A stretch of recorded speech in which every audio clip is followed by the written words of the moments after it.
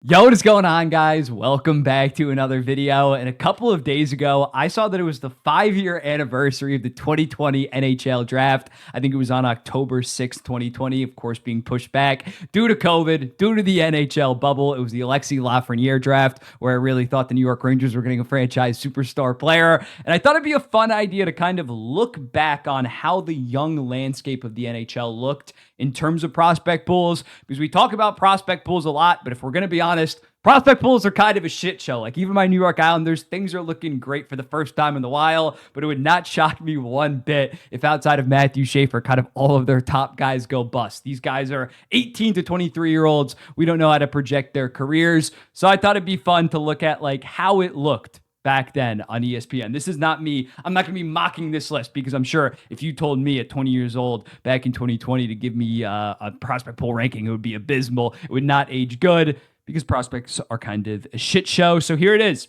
ESPN's ranking. It started at number 1, and I just like scrolled quickly all the way down. So we got to number 31. There's no Seattle Kraken.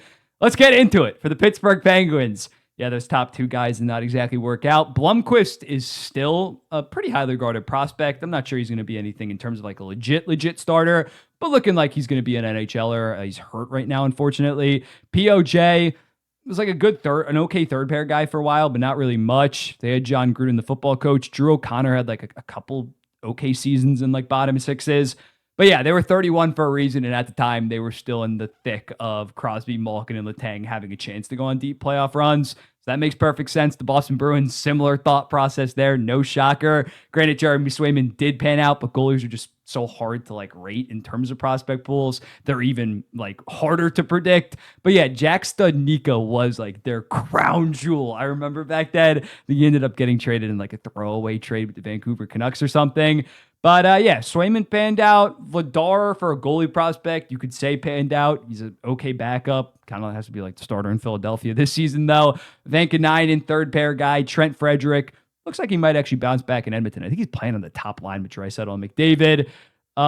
Yeah. Bad prospect pool, but a goalie kind of saved it. Next up, the Tampa Bay Lightning.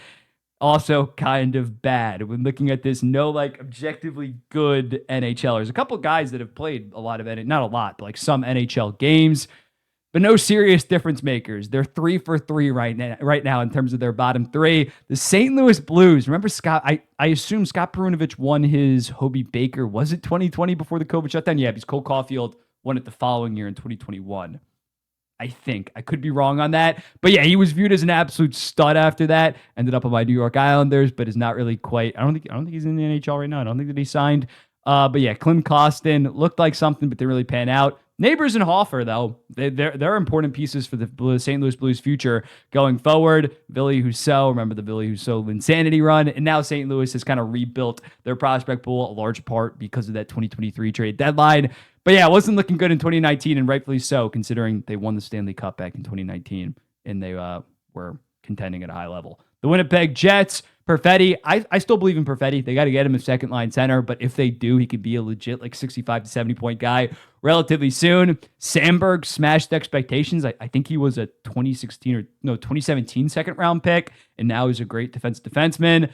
Logan Stanley is like the most hated Winnipeg Jet on the team, but I mean, you weren't really expecting too much from him. Actually, he might have been a first round pick now that I think about it. And Ville Heinola, just like, he's had a rough go of it, man. He had like an infection after a leg surgery or something like that, ankle surgery.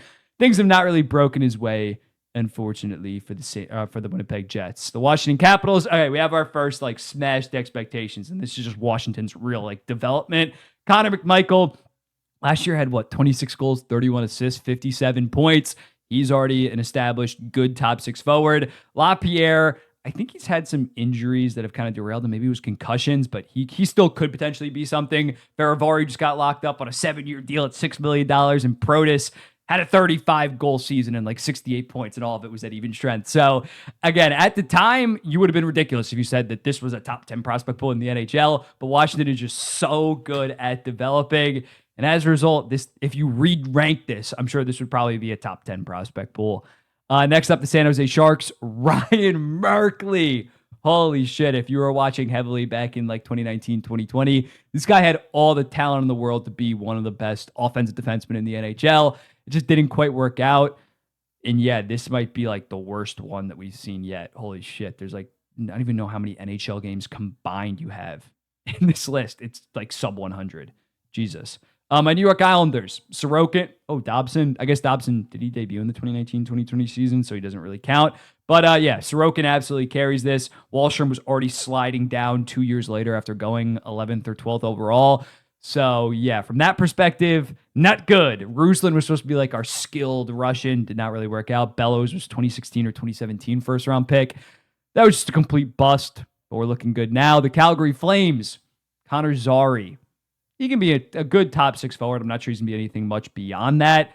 Besides Dustin Wolf, who completely carries this prospect pool, but goalies are just so tough to rank. At the time, that wasn't ridiculous, even though he was dominating the WHL.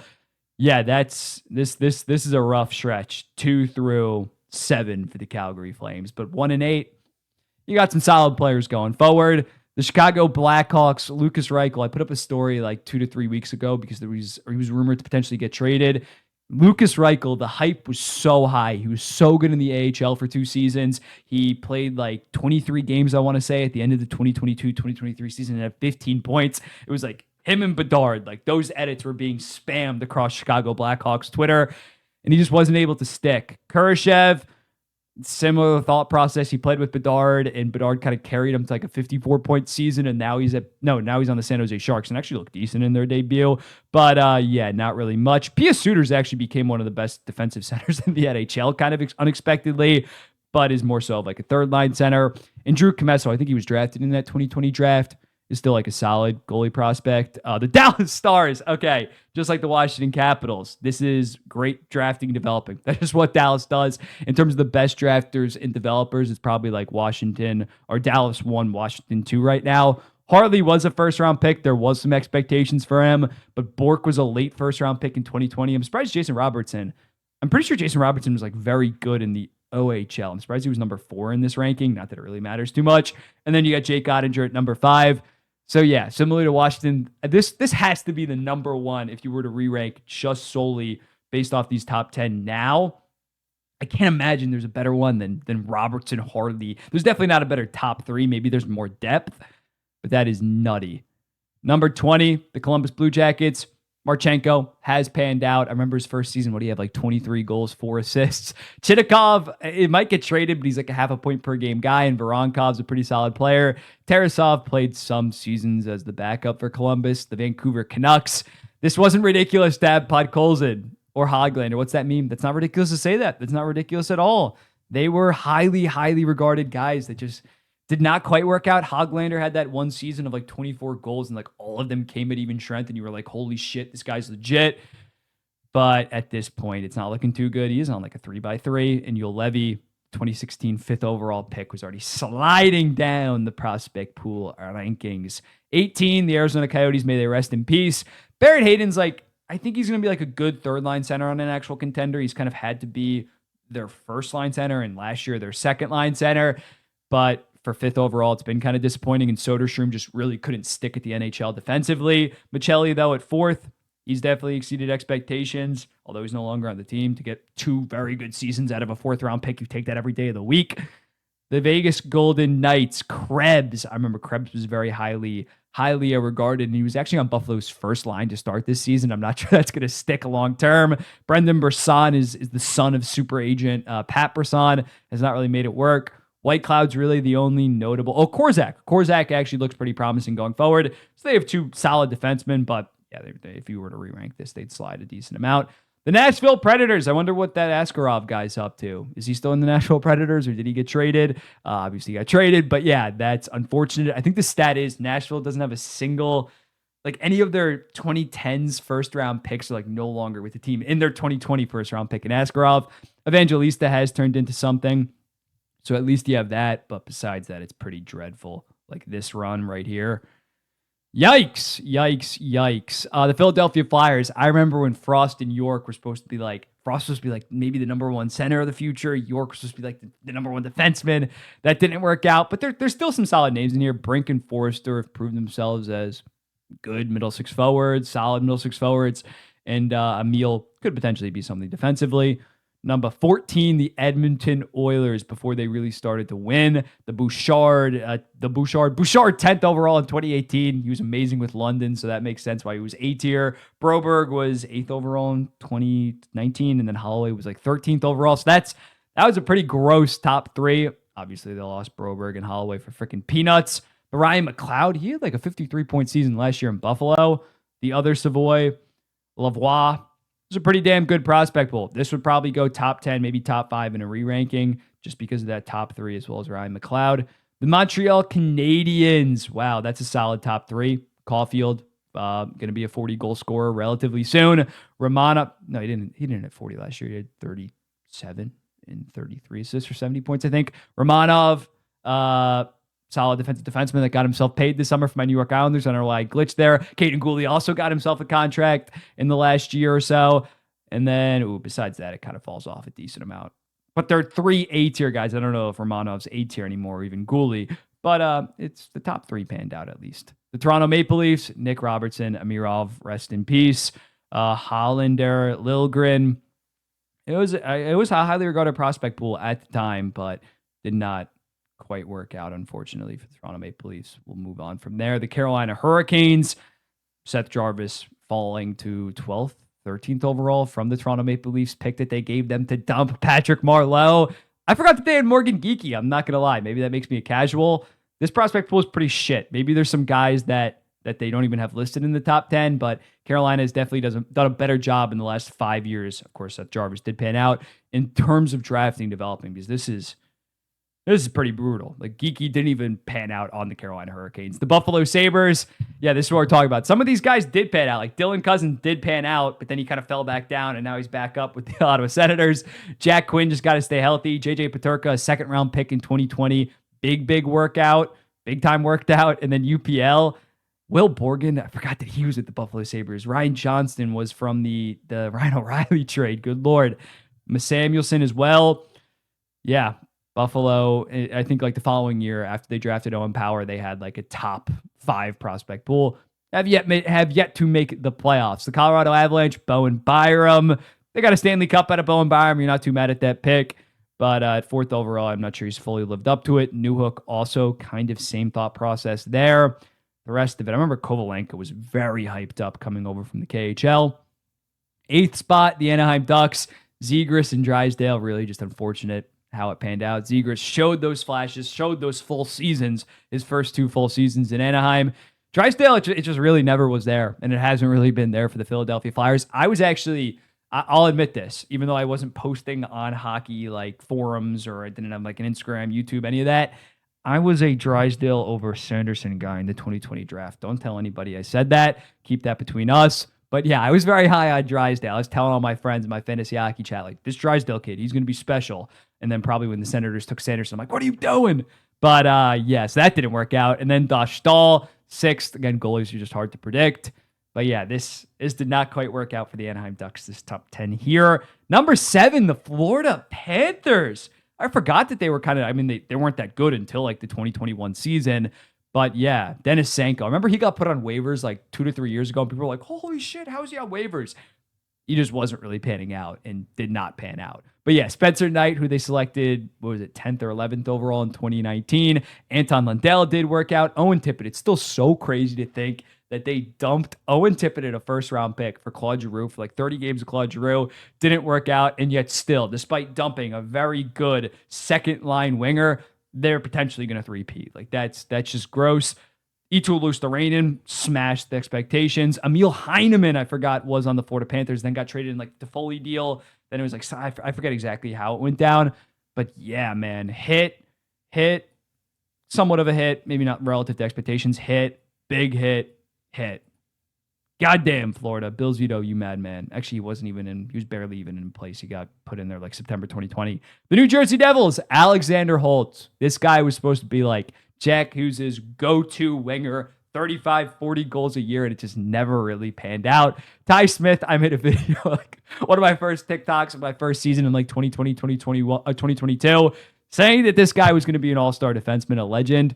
Mercer looked like a potential star when he had like 27 goals, 29 assists, 56 points in 2023, but he's completely plateaued. Kevin Ball actually has turned into a pretty solid defenseman for the Calgary Flames. He was part of the Toffoli deal, and Shakir Mukhamadullin is doing solid things in San Jose. I always botch his name. Gritzuk has been pretty solid for the Devils in terms of the hype leading into the season. He's a pretty highly regarded prospect and a decent Calder contender. The Detroit Red Wings. Yeah, that's what I'm talking about. Although their prospect pool, I believe in it now. This prospect pool at the time, Sider, Raymond, Hit, the rest, all kind of shit, if we're going to be honest. Like, his first 2 picks he knocked out of the park, but all of his depth picks, Albert Johansson could potentially be something. But yeah, not too encouraging. They still have a top 5 prospect pool. We'll see if it eventually works out. The Minnesota Wild, yeah, this makes a lot of sense, especially after adding Marco Rossi in the 2020 draft. It makes sense that they're this high. Kaprizov was like the best one of the best, maybe the best player in all of Europe. He was dominating the KHL. Matthew Boldy was there, somehow fell to like 14th or 15th in the 2019 draft. Caitlin Addison, I remember he was supposed to be an elite offensive defenseman. Kutsinidov, I always botch his name, but he's turned into an NHLer. Kapo Kakinen, this was a very, very good prospect pool. Good Lord, and it did pan out. The Ottawa Senators also did pan out a lot. Jeez, this is damn good. Stützle, Sanderson, Norris, we don't have to talk about Formenton. Pinto smashed expectations. Ridley, Gregg, late first round pick in 2020. Like, their 2020 draft. Stützle, Sanderson, Gregg. It's absolutely, I think they got Clevin also in that draft. Nutty stuff, and this one definitely did pan out. Josh Norris is somehow hurt yet again for the Buffalo Sabres. Very unfortunate. And then we get to the New York Rangers. I love it. I absolutely love it. Lafreniere, miss relative to expectations. Shesterkin, big-time hit. He was dominating the KHL. Same thing with Sorokin. Nils Lundqvist, miss, but for some reason, Dallas gave them a fucking first-round pick and bailed them out. Kratzov, big-time miss. Miller, he was like, 21st to 22nd overall. Fun fact, he shares a birthday with me. Same year, same date. But Keandre Miller, relative to how it started, disappointment, but overall fine. Braden Schneider, okay for what he is. Like, third pair, maybe a good second pair one day. And then Morgan Barron no longer with the team. Zach Jones got hyped up a lot by Ranger fans. Has not really panned out. This is not the second best prospect pool. But again, at the time, it's not ridiculous. And that leaves us with the LA Kings. That does make sense. LA and New York, the 2 big market teams that kind of entered their rebuilds, got high draft picks in 2019 and 2020.